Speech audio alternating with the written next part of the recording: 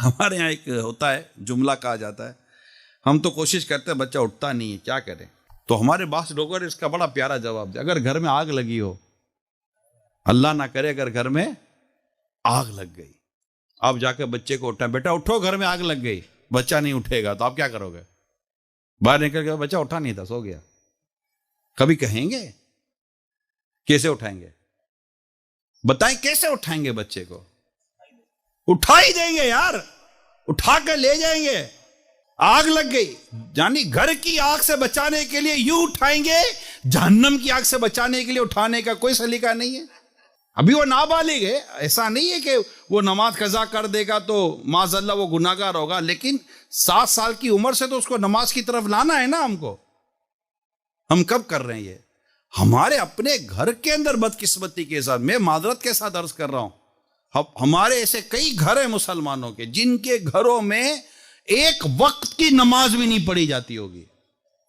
اللہ کی پناہ، اللہ کی پناہ، اللہ کی پناہ، استغفر اللہ، ایک وقت کی نماز نہیں پڑھی جاتی ہوگی، اللہ کی پناہ، استغفر اللہ۔ سارے سوئے ہوئے فجر میں، سارے سوئے ہوئے فجر میں، بولنا ہے کچھ؟ عشاء کا وقت سو گئے، بھائی صبح کام پہ جانا ہے، عشاء کا وقت 11 بجے کیسے پڑھیں گے؟ سو گئے۔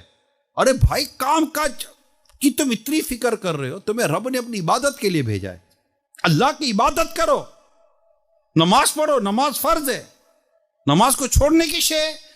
ارے بھائی چھوڑنا ہے تو شراب چھوڑو، چھوڑنا ہے تو جوا چھوڑو، چھوڑنا ہے تو داڑھی منڈنا چھوڑو، چھوڑنا ہے تو جھوٹ چھوڑو، یہ چھوڑنے والی چیزیں ہیں، اس کے تو چھوڑنا ہے کہ نماز یہ کو چھوڑی جائے گی؟